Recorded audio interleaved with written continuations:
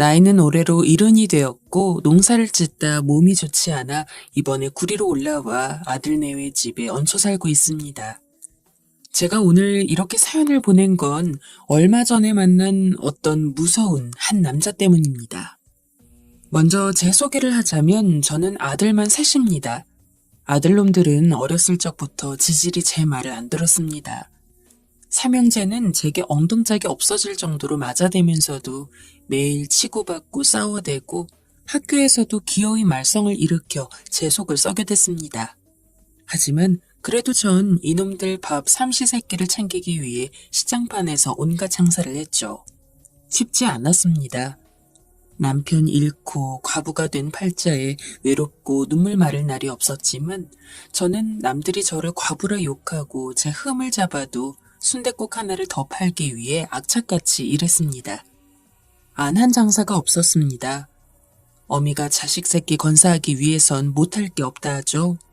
저는 시장 한복판에서 채소도 팔고 옷도 팔고 떡도 팔며 그 돈으로 삼형제를 키워냈습니다. 다행히 엄마의 눈물겨움을 아는지 삼형제들은 조금씩 철이 났고 덜 싸우고 덜 말썽 피우기 시작했습니다. 그리고 지금은 서로 의지하며 어버이날이면 엄마를 찾아와 꽃을 두고 가곤 하는 녀석들이 되었습니다. 첫째 아들은 지금 서울에서 잘 나가는 변호사가 되었고 둘째 아들은 괜찮은 회사원이 되었고 아들도 낳아 손주도 보게 해주었습니다. 셋째 아들은 귀엽고 싹싹한 며느리를 데리고 와서 딸 하나와 사는 기쁨을 누리게 해주고 있죠. 참 고달픈 인생이었지만 그래도 신이 절 불쌍하게 생각했는지 가엾게 여겼는지 인생 말년은 평안하더군요. 복순이 인생의 복은 말년에 몰려있나 하는 생각이 드는 게 참으로 살맛났습니다. 그런데 문제는 몇 달 전부터 생겨났습니다. 절 어머니라 부르며 살갑게 대하는 우리 며느리와 아들 밥을 챙겨주기 위해 수산시장에 나갔던 날이었습니다. 제가 나가자 저를 알아본 시장 사람들이 먼저 인사를 해왔습니다. 아유, 이 여사님, 또 아들내미 해주려고 나왔구만. 여기 사람들은 저를 이 여사님이라고 부르곤 했습니다. 제가 장사바닥에서 오래 구른 사람이라는 걸 알고 난 이후로부턴 괜히 높여 불러주는 거죠. 저는 씩 웃으며 손을 흔들다 장씨네 집으로 들어갔습니다. 장씨는 수산시장에서 제일 좋은 물건으로 장사를 하는 사람이었습니다. 게다가 인심도 좋아 저는 장씨 가게에 자주 오곤 했습니다. 저는 장씨에게 커다랗고 붉은 개를 가리키며 저걸 달라 했습니다. 제일로 싱싱한 놈으로 줘. 값 떨어지는 거 말고. 나 아주 정확히 알아보는 거 알지? 제 말에 장씨는 넉살 좋게 받아쳤습니다.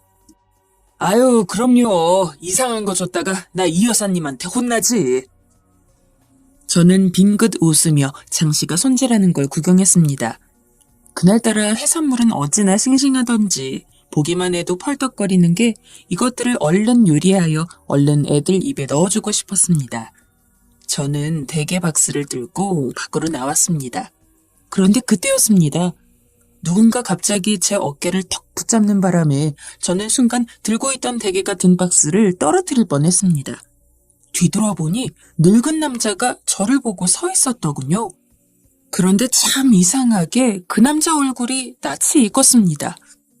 누구세요? 나 기억 안 나? 그 사람은 웃음을 터뜨리더니 환히 웃었습니다. 너 복순이 아니야? 그 사람은 제 이름까지 알고 있었어요. 어찌 내 이름을 아는 거지? 늙어서 겁이 더 많아진 저는 괜히 뒷걸음질을 치며 싸나운 눈으로 그 사람을 노려보듯 보았어요. 그러자 그 사람은 당황해하며 말을 이었습니다. 나 성현 오빠인데 우리 한 동네에 살았는데 기억 안 나니? 성현? 성현이라는 이름은 낯이 정말 익었습니다. 가만히 있자. 성현. 아, 성현이 누구지? 작년에 동창 모임에서 만난 사람인가? 저는 이름을 기억하기 위해 잠시 기억을 더듬었습니다. 그때 50년도 지난 기억이 제 머릿속을 스쳐 지나갔습니다. 얼굴은 못 알아봤지만 이름은 기억 깊숙이 박혀 있었거든요. 저는 눈을 동그랗게 뜨며 오빠 팔을 붙잡았습니다. 그 방앗간 집 아들? 제 말에 성현 오빠는 짝 박수를 쳤어요. 아, 그래. 우리 한 동네에 같이 살았잖아.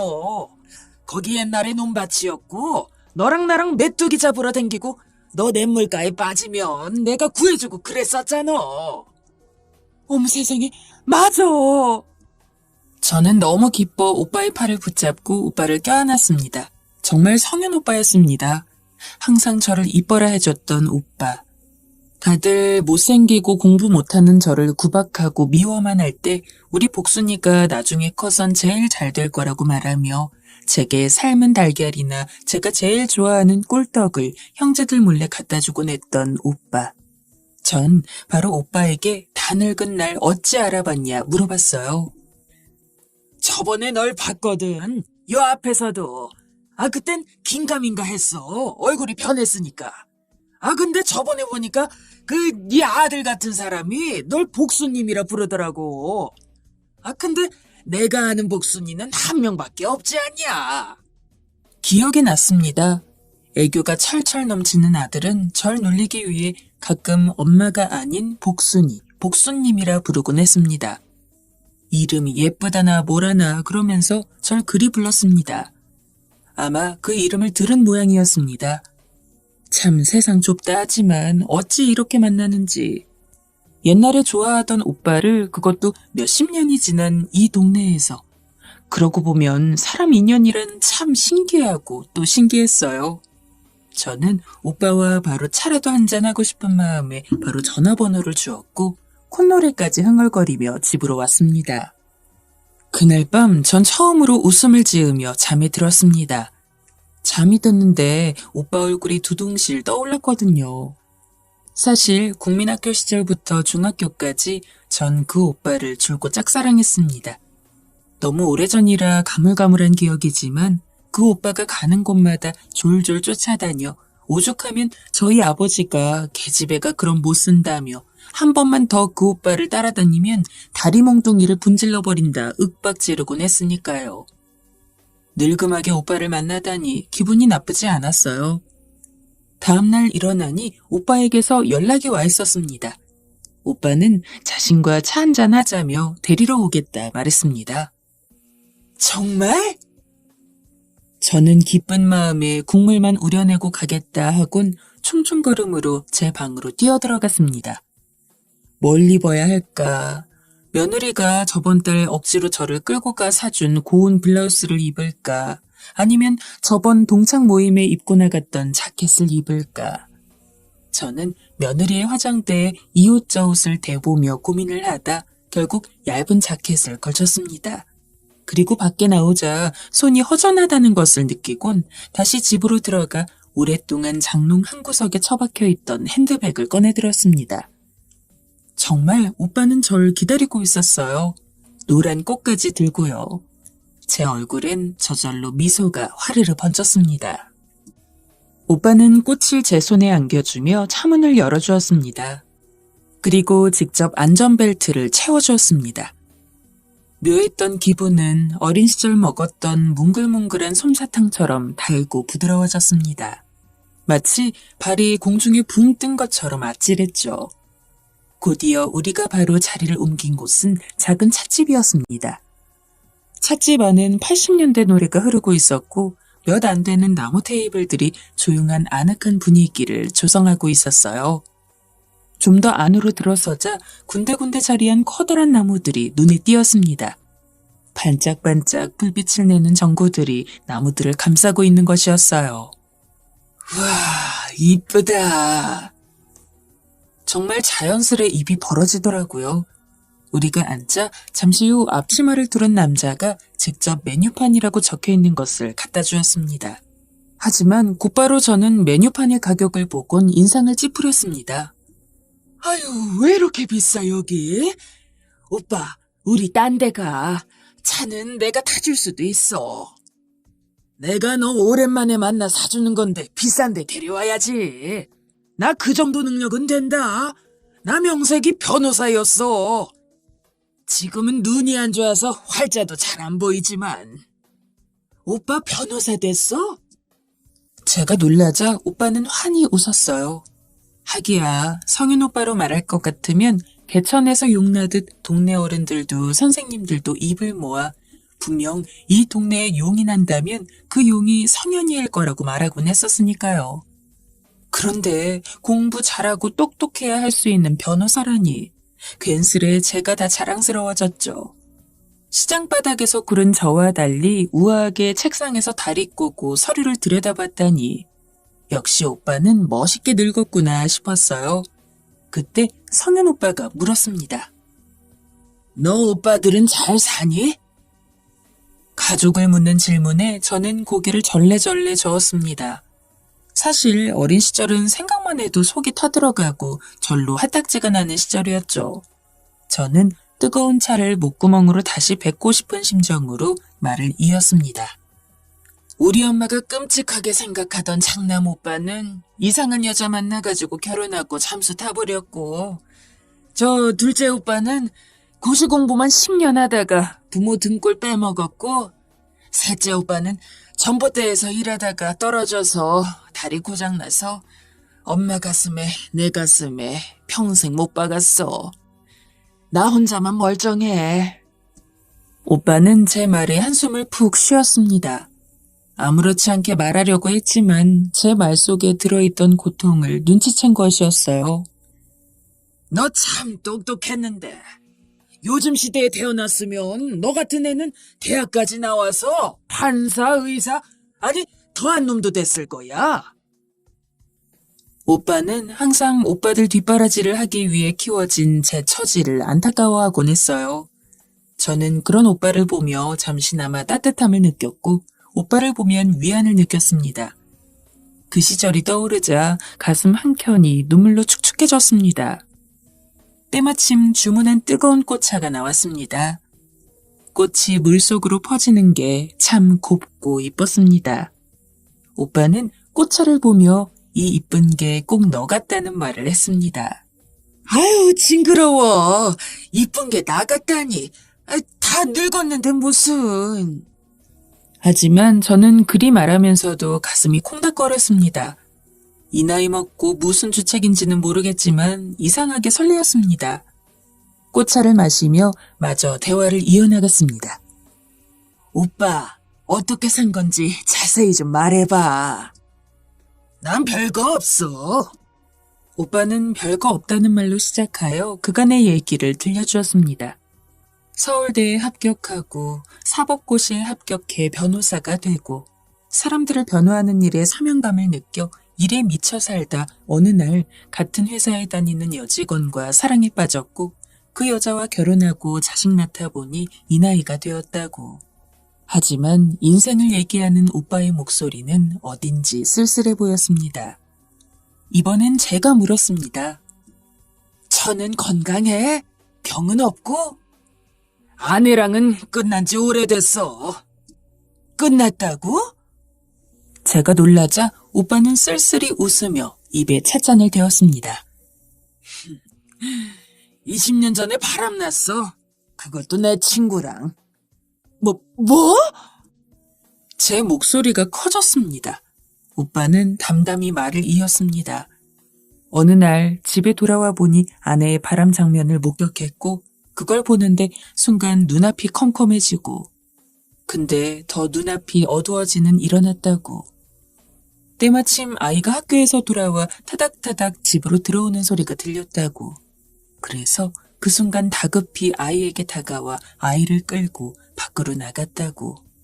그리고 아이와 함께 정처 없이 밖을 걸어다니다 아이의 배고프다는 말과 함께 눈물의 떡볶이를 먹었다고. 오빠의 사연을 듣는데 절로 눈물이 고이고 화도 나더군요.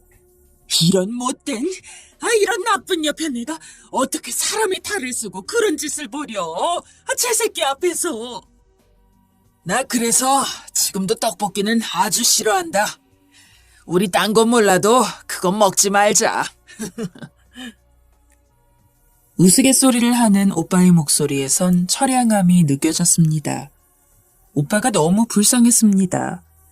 저는 오빠에게 이혼하길 100번 잘했다며 자식 위해서도 그게 맞다고 잘한 거라고 오빠를 위로했습니다.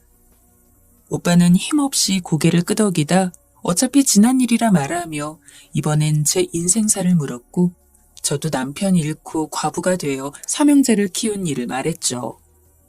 사람들이 뒤에서 저를 과부라 말하고 제가 남자랑 말했다 싶으면 수근거리는 소리를 들으면서도 시장통에서 꿋꿋이 음식을 만들고 나르던 고단한 복순이의 이야기를 했죠. 그러면서 고생고생 자식들을 건사한 이야기를 했어요. 오빠는 제게 그 모든 걸 견뎌낸 네가 참 대견하고 기특하다 몇 번이고 말했습니다. 그 말이 어찌나 따뜻하게 들리는지 몇 번이고 다시 듣고 싶어졌더군요. 우리는 이야기를 나누고 찻집 앞에 펼쳐진 꽃밭을 구경하러 나갔습니다. 우린 그 이후에도 가끔 만나 밥도 먹고 차도 마셨습니다. 지금껏 제대로 받지 못한 사랑, 주목을 마음껏 받을 수 있으니 참 꿈만 같은 날들이었죠. 하지만 자식들에겐 말하지 않았습니다. 눈치 빠른 아들이 혹시 요즘 엄마 무슨 좋은 일 있냐 물었지만 괜스레 주책 떤다는 이야기를 들을까 숨겼죠. 하지만 그게 최대의 실수일 거라는 건 예상치 못했습니다. 그러던 어느 날이었습니다. 엄마, 나 잠시 해외 출장 때문에 한 달 정도 집을 비워야 돼. 엄마 혼자 괜찮지? 아, 그럼 나 혼자 못할 게 뭐야. 갔다 와. 아들이 해외로 출장을 가야 해서 한 달 동안 아들 내외가 미국에 머문다는 것이었습니다. 원래였더라면 섭섭하고 불안하기도 하고 했겠지만 저는 그렇지 않았습니다. 겉으로는 아쉬워했지만 마음껏 오빠를 만날 수 있다고 생각하니 좋았죠. 아들 내외가 떠나자 저는 오빠와 마음껏 만나며 맛있는 것도 먹으러 다니고 실컷 꽃구경도 했어요. 그리고 어느 날 저는 지금까지 대접만 받았던 게 미안해 오빠를 집으로 불러 밥을 해먹였습니다. 갓 지은 밥, 호박을 송송 썰어 넣은 된장찌개, 집에서 직접 잰 김, 오빠가 좋아하는 젓갈, 계란찜, 멸치볶음. 하나하나 정성스레 준비한 것들을 상에 올려놓았죠. 오빠는 너무 맛있게 먹었다며 흡족해하더군요. 저는 쑥스럽게 웃었어요.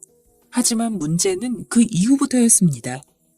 오빠가 아들 내외가 잠시 해외로 갔다는 얘기를 듣자 그럼 아들 내외가 올 때까지만 집에서 같이 살면 안 되냐고 묻더군요. 오빠는 늙은이가 혼자 밤에 있으면 괜히 마음만 복잡해진다며 진지하게 저를 설득했습니다. 처음에 저는 거절했습니다. 아무래도 아들 내외까지 속이고 남자를 들인다는 게 좀 그랬습니다. 괜스레 노망난 것 같았거든요. 그러나 마음은 끌렸습니다. 결국 저는 흔들리다가 오빠의 끈질긴 설득으로 허락을 하게 되었습니다. 처음 일주일은 좋았습니다. 막상 같이 사니 정말 우리는 부부 같았어요. 서로 아침에 깨워주고 밥을 짓고 같이 잠에 들고 모든 게 좋았습니다. 하지만 이 행복은 제가 이 인간의 실체를 알게 되기 전까지만이었죠. 이 인간의 실체를 알게 된 건 바로 그날이었습니다. 제가 선물을 해주고 싶어 말없이 수산시장에 장을 보러 간 날이었어요. 갑자기 전화가 걸려왔습니다. 어디 갔어? 그날따라 오빠의 목소리는 한껏 낮아 있었습니다. 아주 차가웠어요. 나 장 보러 요 앞에 나왔는데? 제정신이야? 말을 하고 나가야 하잖아! 갑자기 오빠가 버럭 화를 냈습니다. 몸이 얼어붙었습니다. 저는 경직된 얼굴로 집에 갔습니다. 집으로 돌아가니 집안 꼴은 더 가관이었습니다. 오빠가 물건들을 던졌는지 완전히 어질러져 있었고 깨진 유리 조각들로 범벅이 되어 있었습니다. 그는 절 보자마자 다시 또 버럭 화를 냈습니다. 제가 너무 놀라 말을 잇지 못하자 그는 저를 한 대 칠 기세로 다가왔습니다. 저는 순간 그가 제게 손찌검을 하려는 줄 바로 알고 바로 손을 들어 방어하는 자세를 취했습니다. 그러자 그는 손을 위로 들다 갑자기 제 어깨를 아주 세게 부여잡았습니다. 미안하다. 내가 화내서. 그리곤 그 인간은 제게 빌기 시작했습니다. 아내를 잃은 충격이 너무 커서 저도 모르게 화를 내고 말았다고 무서웠다고 용서해달라고 싹싹 빌더군요. 저는 황당함에 기가 차 당장 나가라고 말했습니다. 한 번 여자를 치려고 한 놈은 절대 그 버릇을 고치지 못하는 걸 알고 있었기 때문입니다. 과부가 되기 전 저도 남편에게 맞고 산 세월이 길어 그런 놈들의 손버릇이 얼마나 고약한지 잘 알고 있었습니다. 그때 느꼈던 모욕감이 올라오자 저는 이 인간에게 들었던 오만정이 다 떨어졌습니다. 꼴보기가 싫어졌죠. 저는 당장 나가라 소리를 질렀습니다. 하지만 그 인간은 돌아서지 않았어요. 너 지금 나 무시하냐?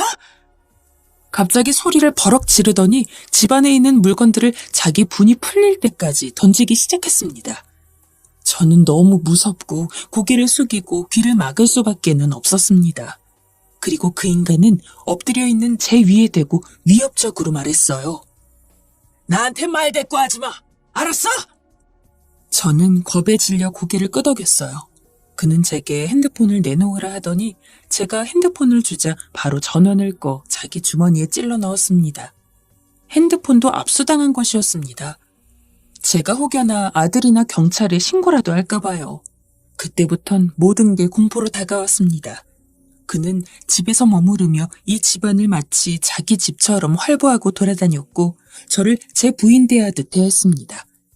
아니 사실상 부인이라기보단 줄에 묶인 개 대하듯 했습니다. 제가 뭘 하든 계속 감시했고 어디 나가지도 못하게 했고 자기가 나갈 땐 저를 방 안에 가두고 현관문까지 밖에서 잠그어 버렸으니까요. 정말 생지옥이 따로 없었죠. 저는 너무 쉽게 그를 믿어버린 저를 탓했습니다. 네가 좋다 복수나 같은 말에 속은 제가 한심하고 또 한심했어요. 제가 기댈 거라곤 돌아올 아들 부부였습니다. 저는 아들이 돌아올 날만을 기다리며 어떻게든 버티자 마음먹었어요. 그리고 기회가 오면 어떻게든 죽을 힘을 다해 도망치자고. 그러던 어느 날 정말 죽으라는 법은 없는지 기회가 생겼습니다. 그가 잠시 외출할 일이 생긴 거였어요. 이때가 바로 기회라는 걸 전 직감했죠. 저는 그 인간과 아침을 먹을 때 물컵을 떨어뜨린 척하며 조용히 젓가락 하나를 바지 소매 안에 넣어놓았습니다. 태연하게 설거지까지 다 했고요. 나갈 때가 되자 역시나 그 인간은 나가기 전 제게 허튼 짓 하면 가만두지 않겠다며 가짜는 으름장을 놓았어요. 저는 최대한 불쌍한 얼굴로 고개를 끄덕였어요. 하지만 가만히 있을 복순이가 아니었죠. 저는 그가 나가자마자 불이 나게 달려가 바로 젓가락으로 문을 달기 시작했어요. 처음엔 요 녀석이 잘 들어가지 않더니 어느새 문을 따더군요. 순간 제 얼굴이 활짝 피었습니다.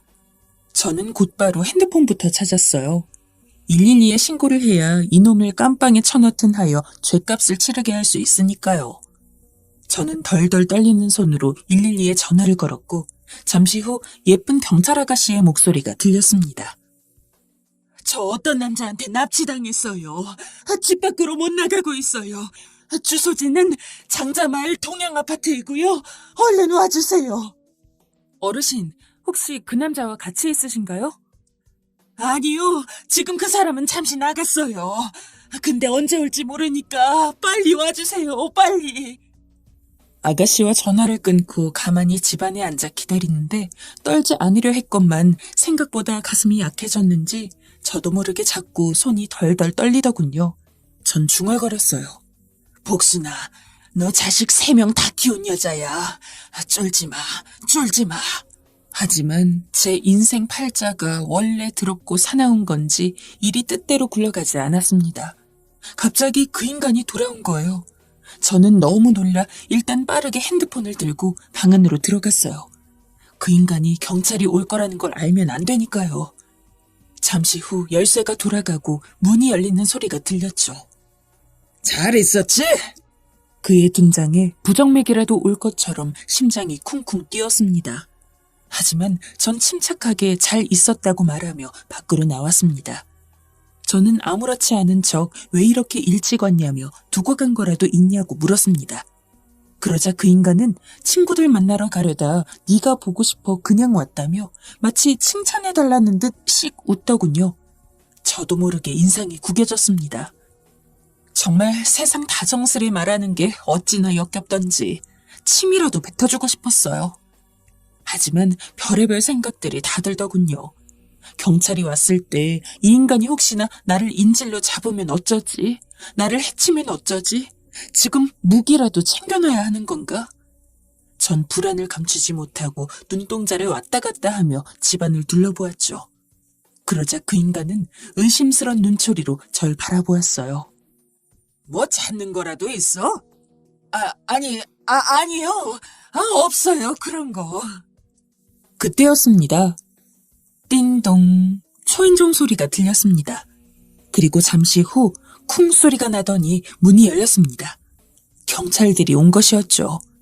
전 아직도 그 인간의 얼굴을 잊지 못합니다. 경찰들이 들어오자 당황스러움에 얼굴이 벌개지던 그 얼굴. 자기도 자신이 지은 죄는 안 것이죠. 저는 다급히 소리쳤습니다. 이놈 얼른 잡아다요. 그 인간은 그렇게 제 앞에서 파란 차에 탔습니다.